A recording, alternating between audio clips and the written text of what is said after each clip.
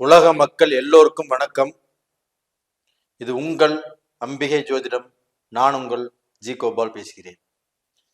இன்னைக்கு நம்ம பேசக்கூடிய தலைப்பாகப்பட்டது 2024 உங்களுடைய எண்ணங்கள், உங்களுடைய ஆசைகள், உங்களுடைய முயற்சிகள் பலிக்குமா அப்படிங்கிறதா உங்களுடைய எதிர்பார்ப்பு.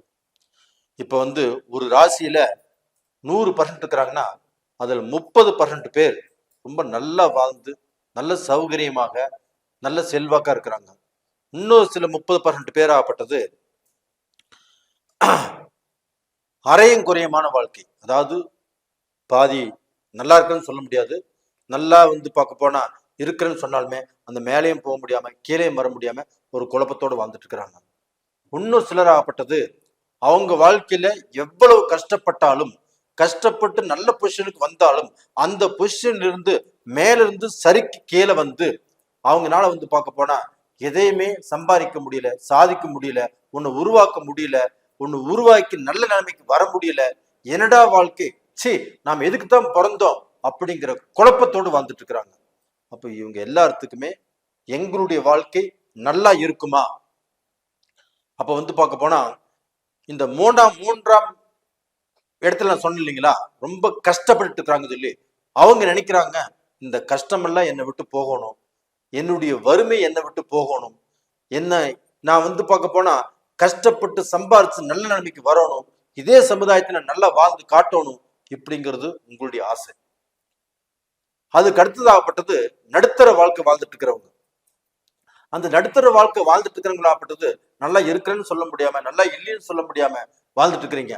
அவங்கள பார்க்க போனா நான் நல்ல நிலைமைக்கு வரணும், எனக்கு எந்த சரிவும் இருக்கக்கூடாது, நான் உயர்ந்து நிக்கணும், வாழ்க்கையில என்னுடைய சொந்த கால நிக்கணும், எல்லாமே என்னை பார்த்து பொறாமப்படக்கூடியளுக்கு பெருமைப்படக்கூடியளுக்கு நான் வாழணும் அப்படிங்கிறது ஒரு எண்ணம்.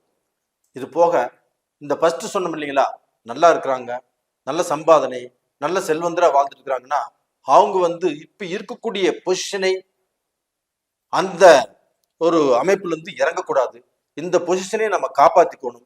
அது போக நம்ம பார்க்க போன எதிர்காலத்துல இன்னும் நிறைய சம்பாதிக்கணும், சாதிக்கணும், பையனுக்கு சம்பாரிச்சு வைக்கணும், பேரனுக்கு சம்பாரிச்சு வைக்கணும், பேத்திக்கு சம்பாரிச்சு வைக்கணும். அப்ப நம்ம உலகத்துல பார்க்க போனா இன்னும் கோடி கோடியா சம்பாதிக்கணும்.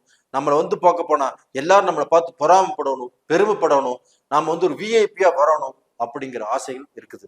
அப்போ இந்த ஆசைகள் ஆகப்பட்டது உங்களுக்கு நிறைவேறுமா அப்படிங்கிறதான் இப்ப பார்க்க போறோம். இப்ப பார்க்க போற ராசி ஆகப்பட்டது கும்பராசி.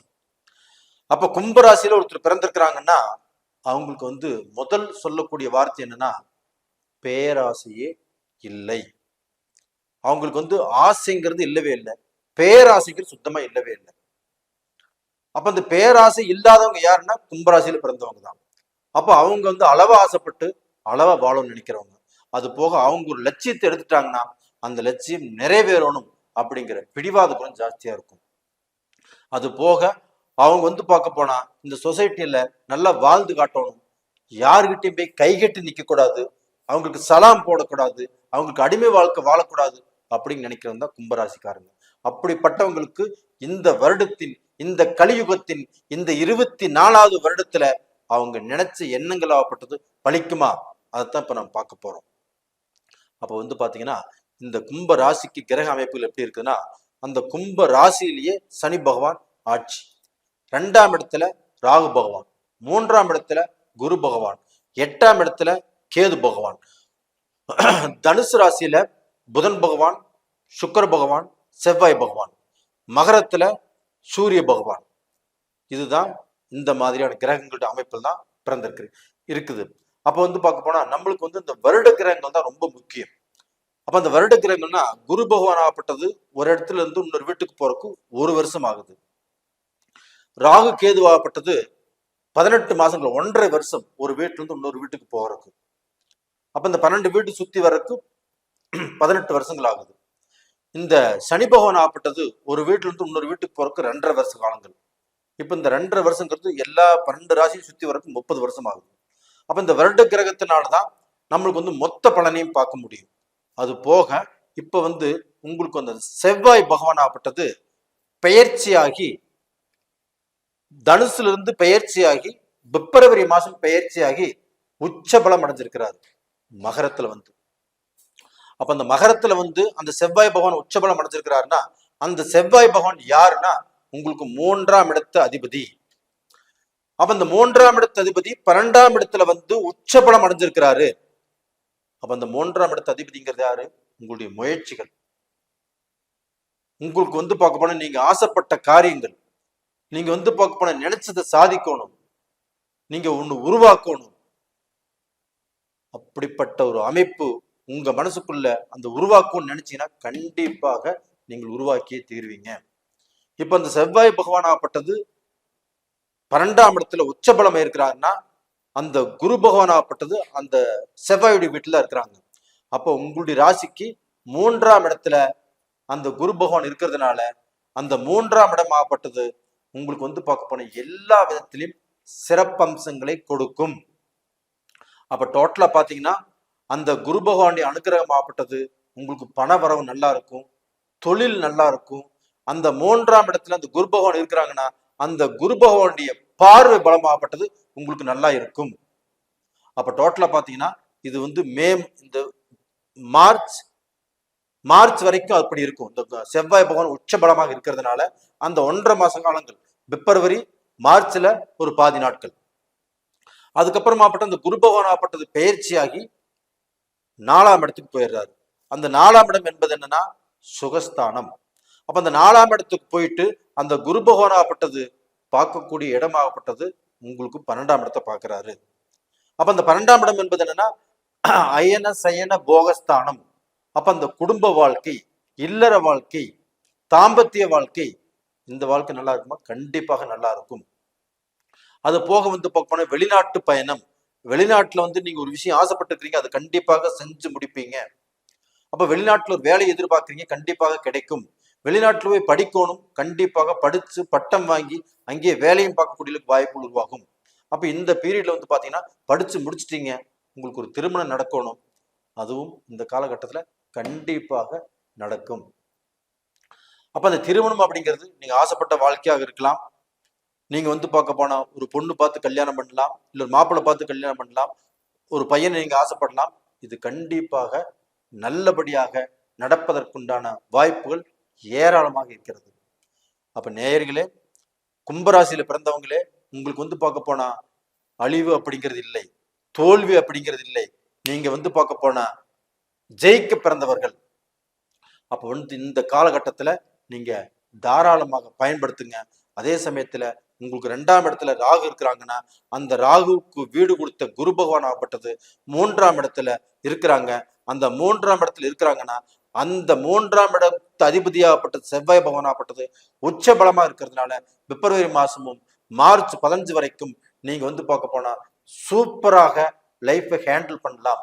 அப்ப இந்த சமயத்துல உங்களுக்கு பண வரவு ஜாஸ்தியாக இருக்கும். நீங்க ஒரு விஷயத்தில் கேபிட்டல் போட்டாலும் போடலாம், நீங்க ஒரு பிசினஸ் பெரிய லெவல்ல கொண்டு வந்தாலும் கொண்டு வரலாம். இதற்குண்டான எல்லா வாய்ப்புகளும் இருக்குது. அதே சமயத்துல ஒரு வேலை வாய்ப்பை எதிர்பார்த்தாலும் அந்த வேலை வாய்ப்புகள் கண்டிப்பாக கிடைக்கும். நீங்க வந்து இப்ப வேலை செஞ்சுட்டு இருக்கிறீங்க, அந்த வேலை கட்டாயி போச்சு, இன்னொரு வேலை எதிர்பார்க்குறீங்க, கண்டிப்பா அது நடக்கும். அப்ப டோட்டலா பாத்தீங்கன்னா கும்ப ராசிக்காரங்களுக்கு இந்த ராகு அப்படிங்கிறது இந்த 1.5 மாத காலங்கள் ஆகப்பட்டது நல்ல பலனை கொடுக்கும். அதுக்கு அடுத்த பீரியட்ல வந்து பாத்தீங்கன்னா இந்த ராகு பகவான் ஆகப்பட்டது உங்களுக்கு வந்து 2ஆம் இடத்துல இருந்தாலும் கண்டிப்பாக உங்களுக்கு வந்து பார்க்க போன குடும்ப வாழ்க்கையில் கொஞ்சம் குழப்பங்கள், கொஞ்சம் மனஸ்தாபங்கள் கண்டிப்பாக கொடுக்கும். அப்ப இந்த காலகட்டத்துல அந்த குடும்ப வாழ்க்கையில கொஞ்சம் மனஸ்தாபங்கள் வந்தாலும் மனஸ்தாபங்களை வராமல் சகிச்சுக்கோங்க. மனஸ்தாபங்கள் வருவதற்கு விடாதீங்க. மனஸ்தாபங்கள் வந்தாலும் அதை பேசி கரெக்ட் பண்ணுங்க. அப்ப குடும்பத்துல வந்து பார்க்க போனா உங்களுக்கு வந்து அந்த பிரிவு, அந்த மனஸ்தாபங்கள், அந்த டைவர்ஸ் வரைக்கும் போகக்கூடிய பிரச்சனைகள் இது எல்லாமே சால்வ் ஆகக்கூடிய அளவுக்கு வாய்ப்புகள் ஏராளமாக இருக்கிறது. ஒன்றும் கவலையப்பட வேண்டாம். அதே சமயத்துல அந்த கேது பகவான் ஆப்பட்ட 8ஆம் இடத்துல இருக்கிறாங்கன்னா நட்பு பலத்தோடு இருக்கிறாங்க. அப்ப அந்த 8ஆம் இடத்துல இருக்கக்கூடிய அந்த கேது பகவான் ஆப்பட்டது உங்களுக்கு நல்லதுதான் செய்வாங்க, திடீர் அதிர்ஷ்டத்தை கொடுப்பாங்க. உங்க வாழ்க்கையில உங்களுக்கு வந்து பார்க்க போனா கஷ்டம் அப்படிங்கிறது வளர்றதுக்கு கண்டிப்பா அந்த கஷ்டம் வளர்றதுக்கு கண்டிப்பாக அந்த கேது பகவான் காரணமாக இருக்க மாட்டாங்க. நேயர்களே, உங்களுடைய ஜாதக பிரகாரம் நீங்க வந்து கண்டிப்பாக இப்ப இது கோச்சார பிரகாரம் இந்த பலன்களை சொல்லி இருக்கிறோம். உங்களுடைய ஜென்ம ஜாதகத்திலையும் உங்களுக்கு நடக்கக்கூடிய தசா புத்திகள் எப்படி இருக்குன்னு பாருங்க. அதுக்கு தான் கீழே 2 நம்பர் கொடுத்துருக்குறோம். அந்த 2 நம்பர் கான்டாக்ட் பண்ணுங்க. அது போக நீங்க வாட்ஸ்அப் பண்ணுங்க. உங்களுடைய எல்லா விதமான டவுட்டுகளும் நான் கிளியர் பண்ணி கொடுக்குறேன். நீங்க நல்லா இருக்கணும், அதே சமயத்துல நல்லா இருப்பீங்க. இந்த வருட பலனாகப்பட்டது உங்களுக்கு வந்து அதாவது சாதகமாக இருக்கும். இந்த ராகு உடைய பிரச்சனைகள் ஆகப்பட்டது கொஞ்சம் உங்களுக்கு பாதகத்தை கொடுத்தாலும் கண்டிப்பாக அந்த ராகு பகவான் ஆகப்பட்டது உங்களுக்கு வந்து பெரிய லெவல்ல பிரச்சனைகளை கொடுக்காது. அப்ப அது வந்து பார்க்க போனா நம்ம சிந்திச்சு செயல்பட்டு அது வந்து நம்ம தப்பிச்சுக்க பார்க்கணும். இந்த காலகட்டத்துல நீங்க வந்து ராகு கேதுவுடைய கோயிலுக்கு போயிட்டு வாங்க. அது போக துர்க்கை அம்மன் கோயிலுக்கு போயிட்டு வாங்க. உங்களுடைய எல்லா பிரச்சனைகளும் கண்டிப்பாக தீரும். நேயர்களே, இந்த பதிவு பிடிச்சிருக்குன்னு நினைக்கிறேன். பிடிச்சிருந்தா லைக் பண்ணுங்க, சப்ஸ்கிரைப் பண்ணுங்க, ஆல் அப்படிங்கிற பெல் பட்டனை ப்ரெஸ் பண்ணுங்க. உங்க எல்லாத்துக்குமே நான் நன்றி சொல்லணும். ஏன்னா என்னுடைய பதிவை நீங்க மனசார பாக்குறீங்க, சப்ஸ்கிரைப் பண்றீங்க, உங்களுடைய ஜாதகத்தை எங்கிட்ட அனுப்பிச்சு உங்களுடைய டவுட்டை கிளியர் பண்ணிக்கிறீங்க. அதனால உங்க எல்லாத்துக்குமே என்னுடைய மனமார்ந்த நன்றிகளை நான் சொல்லிக்கிறேன். நேயர்களே, உங்களிடமிருந்து விடைபெறுவது உங்களின் ஜி கோபால். நன்றி, வணக்கம்.